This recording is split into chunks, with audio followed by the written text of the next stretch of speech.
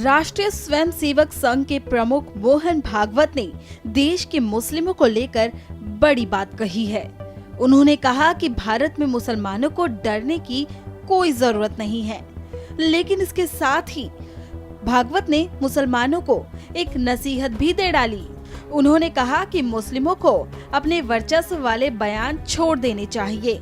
एक बार हमने शासन किया, फिर से शासन करेंगे, इस भावना से उन्हें बाहर आना होगा।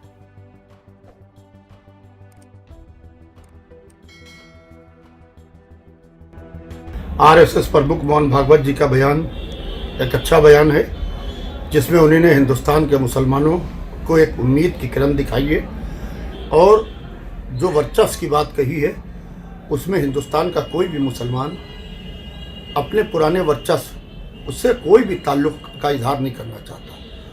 हमारे लिए बाबर, औरंगज़ेब, अकबर, जहांगीर या वो लोग जिन्होंने मुग़लों ने हिंदुस्तान पर राज किया, हमारा उनसे कोई भी ताल्लुक़ नहीं है। हमारा ताल्लुक़ है उन लोगों से जिन्होंने इस मुल्क को बनाया है। हमारा ताल्लुक़ है उन लोगों से जिन लोगों ने इस मुल्क में कुर्बानी दी है। हमारा ताल्लुक़ है उन लोगों ने जिन्होंने इस मुल्क के लिए अपनी गर्दनें कटाई हैं। लिहाजा जो अतीत की बात कर रहे हैं कि अपने पुराने अतीत की तरफ नहीं लौटना चाहिए और मुसलमानों को डरने की ज़रूरत नहीं है। तो जो लोग अगर से अकबर या औरंगज़ेब या बाबर को अपना आदर्श मान रहे हैं और वो उनकी मदोसना कर रहे हैं, तो उनको कम से कम उनके पास अपने गुप्तचर विभाग है, ये देखना चाहिए कि ये हमारे यहाँ कौन लोग ऐसे हैं जो कर रहे हैं। मेरे ख्याल से तो कोई भी मुसलमान ऐसा नहीं है जो औरंगज़ेब को अपना आदर्श माने, जो बाबर को अपना आदर्श माने, बल्कि हमारे यहाँ आदर्श माना जाता है, रसूल इस्लाम को आदर्श माना जाता है, इमाम हुसैन अलैहिस्सलाम को जिन्होंने करबला में सबसे बड़ी कुर्बानी दी थी, उनको हम अपना आदर्श मानते हैं और उसके पंचिनों पर चलते हुए हम कोशिश करते हैं कि जिन्होंने हिंदुस्तान आने की तमन्ना की थी और जब 100 काल मुसलमानों ने इमाम हुसैन अलैहिस्सलाम का रास्ता रोका तो उन्होंने कहा था कि मैं तुम्हारी सरहदों से दूर हिंदुस्तान जाना चाहता हूँ, जहाँ मुसलमान तो नहीं मगर इंसान रहते हैं। मोहन भागवत के इस बयान के बाद सियासत तेज हो गई है। AIMIM चीफ असदुद्दीन ओवैसी ने मोहन भागवत के बयान पर पलटवार किया है। ओवैसी ने पूछा कि मुसलमानों को भारत में रहने या हमारे धर्म का पालन करने की अनुमति देने वाले मोहन भागवत कौन होते हैं।